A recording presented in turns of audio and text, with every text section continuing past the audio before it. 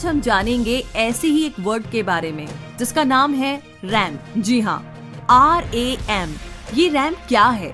तो इस शब्द से ऑलमोस्ट सभी स्मार्टफोन यूजर्स परिचित है, क्योंकि जब आप नया मोबाइल लेने जाते हैं तो आपके मन में यही सवाल रहता है कि आपको कितनी रैम वाला मोबाइल लेना चाहिए, जिससे कि आगे चल करके आपको किसी भी परेशानी का सामना ना करना पड़े।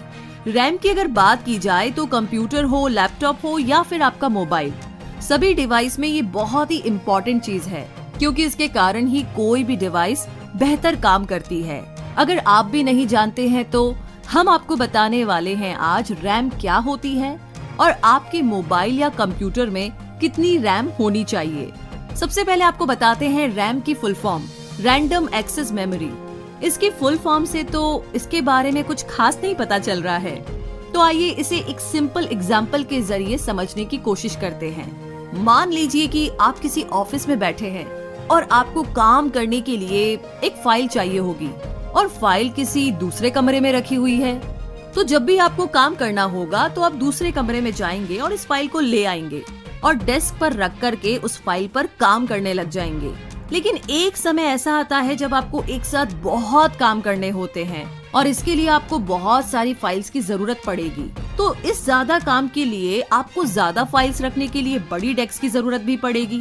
तो जब आपको कोई सा भी काम करना होगा तो आप डेस्क से उसकी फाइल उठाकर काम करने लग जाएंगे। जब आपका काम खत्म हो जाएगा तो आप वापस उन सारी फाइल्स को उसी कमरे में रख देंगे। तो जो रैम मोबाइल में होती है वो कुछ इसी तरीके से काम करती है। जो फाइल वाला दूसरा कमरा है उसे आप इंटरनल मेमोरी मान सकते हैं, जिसमें आपकी सारी फाइल और एप्लीकेशंस है, और जो डेस्क है वो आपकी रैम हो गई जिस पर आप काम करते हैं। तो यहाँ इसका काम आपके आदेश के अनुसार, यानी कि आपकी डायरेक्शन के अनुसार किसी ऐप को ला करके उसे रन करना है। क्योंकि किसी भी ऐप को ओपन होने में कुछ सेकंड्स का टाइम लगता है और ये इसलिए होता है क्योंकि रैम की स्पीड बहुत फास्ट होती है। तो यहाँ इसका काम आपके इंस्ट्रक्शन के अकॉर्डिंग किसी भी एप्लीकेशन को ला करके उसे रन करना है। क्योंकि किसी भी ऐप को ओपन होने में कुछ सेकंड्स का टाइम लगता है, ये इसलिए होता है क्योंकि रैम की स्पीड बहुत फास्ट होती है। आप इस बात से अंदाजा लगा सकते हैं कि 1 GB रैम को बनाने में उतना खर्च आता है जितना कि 16 GB के मेमोरी कार्ड बनाने में होता है। तो CPU को जो फाइल चाहिए होती है, रैम उन्हें जल्दी से जल्दी भेजने का काम करती है।